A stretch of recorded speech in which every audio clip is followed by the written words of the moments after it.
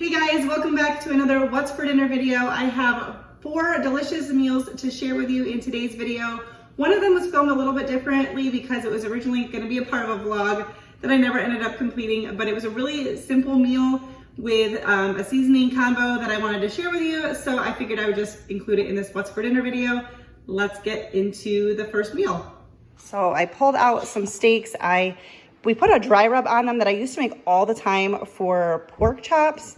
And my husband was like, that sounds really good. We haven't had that in forever. Let's try it on the steak. So let me show you that. I don't know where it came from, if I just made it up. I don't know. We've done it for years. But 2 tablespoons each of onion powder, garlic powder, ground basil, and brown sugar. Sometimes I do a little bit more of the brown sugar. And then about a tablespoon of salt. So I put that on the steaks, and it's just been sitting for a while. And I washed some sweet potatoes. I'm about to turn the oven on and get those going. And we're gonna have ourselves a nice little dinner.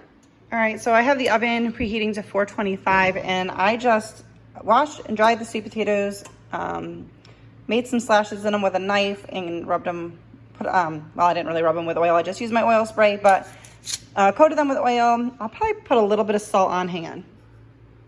Just gonna salt them just a little bit. I don't know. I wish I had done this earlier in the day to just throw it in the crock pot, because I would have just washed them and thrown them in there and they'd have been fine, but I didn't know when we were gonna be eating. Anyways, I'll put these in for probably 20 to 25 minutes, rotate the pan, and another 20 to 25 minutes. They're not super big. And then I think we're just gonna make salads with the steaks. I don't know. Jesse's outside warming up the grill now, so yeah. All right, steaks just came in off the grill. I'm going to cover them with some foil to keep them warm and let them rest while we get everything else together. We've got our delicious salads made by Jesse, loaded. There is all the veggies and bacon and cheese and pickles. And I think, what did yours have? Banana peppers too? Yes. Yeah, so big old salads, and we got the steaks and sweet potatoes in just a second. We had a few of these gluten-free biscuits from earlier in the week, and I popped those in the oven as well with just a little bit of a garlic butter, just to, I don't know, freshen them up. But I got some extra garlic butter, so I'm just gonna pour that over my steak.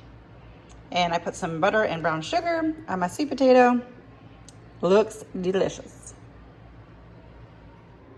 All right, for tonight's dinner, we are going to be making a pasta bake, so let's get started. So as always, I will have the original recipe linked down below, but you would want to cook up some beef. I have some ground beef that was cooked with onions that I had in the freezer, so I took that out to thaw, but we are going to heat that up in a saucepan here.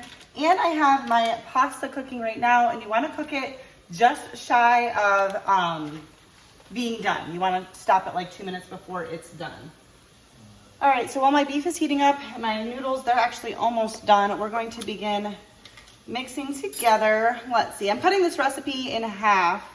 So I'll have the recipe linked below for you. I probably already said that. We're going to mix together a half a cup of ricotta cheese. And the recipe calls for 1 egg whisked. I'm not cutting that in half, so we're just gonna use all of that. And then about 1/8 cup of Parmesan cheese. This is a Parmesan and Romano mix. I'm not measuring this, but I don't worry about measuring things that I don't think you can have too much of. I'm gonna add in a good handful of mozzarella cheese. And I need to stop real quick and drain the pasta, and then I'll be right back. Okay, pasta is drained. I have it off the stove, and we're just gonna mix this really quick and then get back to our beef. All right, coming over to our ground beef, and I have onion in there. I think the recipe actually does call for that, but mine happen to have that. We're gonna add in some garlic, some crushed red pepper flakes, and about 1/2 teaspoon of onion powder, and 1/2 teaspoon of Italian seasoning. And you can also add in some salt and pepper, and we're gonna cook that for about a minute. I will add in a little bit of salt. If you're new here, I don't really cook with black pepper because I'm just not a fan. All right, now I'm gonna take a whole jar of marinara, and even though I'm cutting this recipe in half, we are still using the whole jar because the full recipe calls for 2 jars. Now it warns that that's like a lot of sauce, but that you need to do that because we're going to bake this in the oven and you don't want the pasta to be dry. So it seems like a lot of sauce to me, but I'm gonna listen to the creator of the recipe I usually follow somewhat closely to recipes for the very first time I try it. And then if I want to make tweaks the next go around, I will. So we're just gonna let this heat up. All right, so I've greased an 8x8 dish. I can never remember if it's an 8x8 or a 9x9, but I'm pretty sure it's an 8x8. And I'm gonna add in about 3/4 of the sauce. It actually says to mix this with the pasta and then add it to here, but I'm just going to mix it in here. I feel like that's gonna be just fine.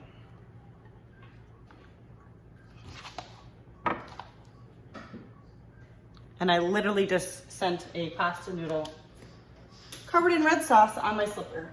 This is kind of like a baked ziti, but it's not called baked ziti. So, and I'm not using ziti, I'm using rigatoni. There is a difference. I think the main difference is, if I remember correctly, ziti doesn't have ridges on the noodles, but most people probably don't care about the different names for the types of noodles, but. All right, that's pretty well combined. All right, we're going to dollop our little egg and cheese mixture here across the top of this. I mean, I guess it's assembled a little different than like baked ziti. And I'm throwing stuff in the ground. But more or less the ingredients are the same. But it's nice to do things differently. Sometimes when you just do things a little differently, it can taste so different. Like when we have nachos, we use pretty much the same stuff we use when we have tacos, but yet it tastes totally different. All right, we're gonna add on the rest of our meat sauce across the top. Now we need to cover this for the first part of the baking. So this is full pretty close to the top. So I'm just gonna spray my aluminum foil just a little bit here. Even though there's not cheese on the top, it's sauce. I just figure help it not stick as much. So we're gonna bake this in the oven at 375 for 20 minutes, and then we're gonna take it out and do something before we finish it off. All right, so it has been 20 minutes, and we're going to uncover this. And I did just bump the oven up to 400 degrees for the remainder of the time that we'll be putting this in. You wanna top with more mozzarella. I have some, but not probably as much as I should, so I'm also going to top with some more Parmesan and Romano cheese as well. All right, we're gonna pop it back in the oven, uncovered at 400 degrees for about another 10 to 15 minutes. You want the cheese all nice and melted and all that good stuff. All right, so there it is out of the oven, and then I just made up some side salads to go with it. All right, guys, so for tonight's dinner, we're gonna be having a sheet pan meal with some chicken drumsticks, but I am going to start by mixing up our seasoning / marinade that we're gonna have going on, and we're gonna get that kind of sitting and soaking into the drumsticks for a little bit. I will have the recipe linked below for you. I am, unlike normal when I'm usually having this, I think I'm actually going to be doubling this based on the amount of chicken legs I took out. I've got, but I'll read the recipe as is. Half a teaspoon of salt and a half teaspoon of pepper, which I will skip. A teaspoon and a half of garlic powder, and then a teaspoon and a half also of onion powder, a half a teaspoon of oregano, and then a half a teaspoon of paprika. Not totally doubling it, but I'm doing more than the original just because I pulled out a decent amount of chicken. Sometimes I don't want leftovers, sometimes I do want leftovers, and I wanted a little bit of leftovers in the chicken department. We're gonna do 2 tablespoons, or I'm gonna do about 4 tablespoons of extra virgin olive oil, or you can just use regular olive oil. And a 1/4 cup of Worcestershire sauce, or it says that you could use soy sauce, but I'm gonna use Worcestershire sauce. Gonna give this a good mix together here. My chicken legs are not fully completely thawed, but they're mostly thawed. So you could do this in a plastic bag too. I'm just gonna do it in a bowl. Try my best to get them all covered with this yummy marinade. All right, so I'm gonna cover this and let it sit. It says for a half an hour up to an hour or two, so it's probably gonna be about an hour for me. All right, so we're getting real close to putting the chicken in the oven. I just have it preheating. So I washed up some mini yellow potatoes. I'm gonna cut them in half or quarters based on the size of them. I love these because they're the little potatoes. The skin is so tender. Could easily cut them in just half, but they'll take a little bit longer to cook. So trying to speed this up a little. Like this one, I'm actually gonna cut into 6, but try to cut them in somewhat even pieces, even size pieces. Also, I am doing this on 2 sheet pans just because I didn't want to overcrowd my pan. It'll still be very little cleanup. All right, so there's my sheet pan with my potatoes. I am going to add on some green beans, but I'm going to be using frozen green beans because that's what I have, and they're not going to take as long as everything else. So I'll add them on like halfway in between. We're going to drizzle a little bit of oil. I did grease the pan, the foil as well, but I didn't do it too much because I knew that I'd be putting some oil on the potatoes like this. We're going to salt them, some garlic powder and onion powder. Kind of my go-to, actually just about out of the garlic powder. I mean, I've got more. I always keep a couple containers in the pantry of my most used, or not my, actually not my pantry. I keep it right here in the spice cabinet. I always keep extras. All right. And maybe I'll throw,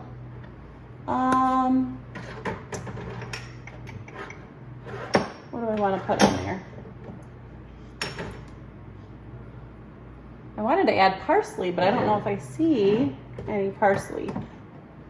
All right, I did not have any open parsley, but I did have an unopened one in there. All right, some parsley. I'm gonna give this a toss. I'm gonna use a silicone spatula here so I don't puncture my foil. All right, so here are the chicken legs. I did pour any of the extra like marinade seasoning stuff on top, and I've got my oven preheated to 375.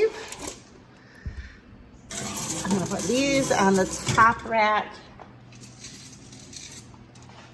and our potatoes on the bottom rack. I'm gonna set the timer for 20 minutes and then we'll come back to it. All right, we're about at the halfway mark, so I'm just gonna give each of these a flip. Oh man, and I'm making a mess. All right, let's see if we can finish this without sending any more of them flying. All right, we got them all flipped, so I'm gonna put them back in, probably another 20-25 minutes or until they're done. We're gonna check on our potatoes. They're whistling. Okay, a little stuck, I don't know why. I did spray it. All right, so I got all of the potatoes flipped. Some of them are a little bit dark on the bottom, which is actually fine for me, but I wanted to make sure they were flipped so that that would happen to the other side.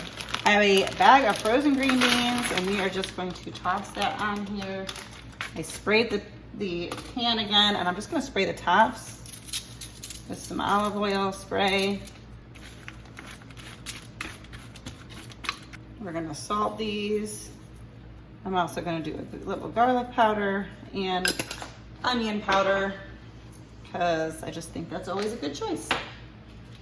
Give them another toss. I don't wanna touch the pan.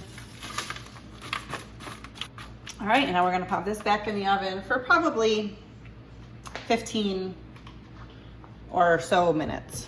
All right, here it is all out of the oven. Super easy, still a sheet pan meal. I just used 2 sheet pans, but still easy to make and easy cleanup. All right guys, so for tonight's dinner, we're gonna be making a chicken and rice baked chicken casserole thing. I saw this recipe recently on a video from Jessica O'Donoghue. It was on their like top favorites or something like that. I'll link the video for you as well as the recipe. If you don't watch Jessica, you totally should. She's so much fun.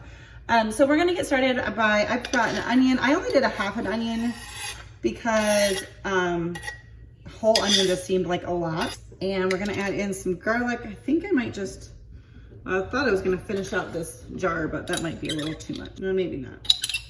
So it says to scatter the onion and garlic around the baking dish. And then we need 2 tablespoons of butter.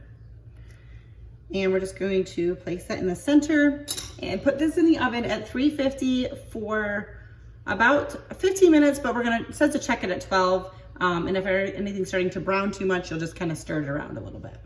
I am gonna be doing some variations from what they did, but the recipe is really, really great. It gives all the details of like I'm using brown rice, so I have to do it a little bit different than Jessica did it when they made it. And I'm using like chicken tenderloins instead of, the recipe actually calls for like bone-in, like chicken thighs or something, but I'm gonna use chicken tenderloins. Jessica used chicken breasts. But anyways, the recipe lists all of the like variations if you're doing things a little bit differently. So, yeah. And we'll be back in just a second when that comes out of the oven. All right, so I checked on it after 12 minutes like it suggested, and just gonna give it a little stir because there definitely was a little brown bits, which isn't bad, but give that a little stir, and I'm gonna put it back in for another couple of minutes. I mean, I haven't really done anything yet, but it smells great. All right, so I had to do a decent amount of math because the recipe calls for 1.5 cups of rice, which is too much for us. So I had to adjust the liquid because I'm only gonna do 1 cup, but then I had to add liquid because I'm using brown rice instead of white rice. It shouldn't be that complicated. It does tell you in the recipe like what to do if you're using brown rice and all of that. Anyways, I am going to add in the dry rice. I'm trusting this recipe because it worked really well for Jessica. I don't usually have good luck with rice being cooked in the oven like this, but it worked for her. I saw it with my eyes, so we're gonna try.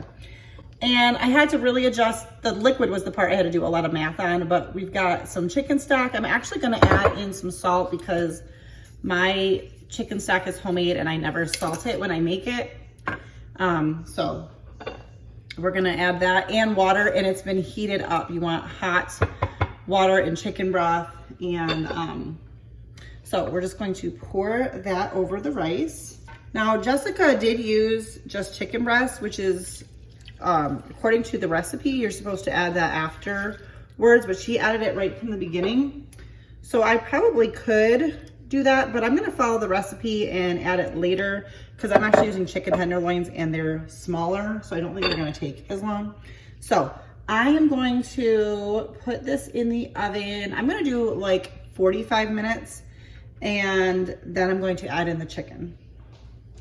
And we are going to season the chicken, and I'm gonna add in some other stuff. All right, so I just took it out because I think I'm supposed to be covering this with foil. Once again, I'm gonna leave Jessica's video and the recipe link down below because obviously I forget things. While that is in the oven, we're gonna get the chicken rub mixed together. I'm not fully measuring, obviously, as usual, but we want a teaspoon of paprika, a teaspoon of dried thyme, half a teaspoon of garlic powder, half a teaspoon of onion powder, and 3/4 teaspoon of salt. And then black pepper, it just says to taste, which of course I'm going to skip. All right, so I'm gonna just pour the seasoning on our chicken tenders. I pulled a little, I don't know, it's probably like a vein of some kind out of the center of them all. So some of them look like they're kind of falling apart because that kind of cuts them in half. I don't know if I'm making sense. I did not film that. Maybe I should have, but I didn't. So we're just gonna coat these all really well. All right, so there's like hardly any liquid left. And I think it was supposed to take longer. So I have a little more water heating up in the microwave right now because I don't want this to dry out. I'm not sure if the rice is totally done, but it's going back in the oven. So we're gonna lay our chicken tenders on top here. All right, I'm gonna add in 3/4 cup more of some hot water, and we're gonna cover this back up and put it in for like 15 minutes, and then we'll uncover it and do it for another 10 minutes. I feel like this is gonna sound complicated. Once again, check the description box for the recipe and for Jessica's video. She didn't do as many variations, so it seemed a little bit more straightforward. All right, so now we're gonna uncover this. We're gonna do the rest of it uncovered, but I also wanted to add in some frozen broccoli. And I think I'm just going to, I don't know, try to do it along the edges. The recipe does not call to add the broccoli, but I just figured that's better than dirtying a pot to cook it in. So let's see how we do. I think I only did that for 10 minutes. I'm thinking another 15 minutes we'll finish the chicken and cook the broccoli. It's frozen, so that's offering some liquid.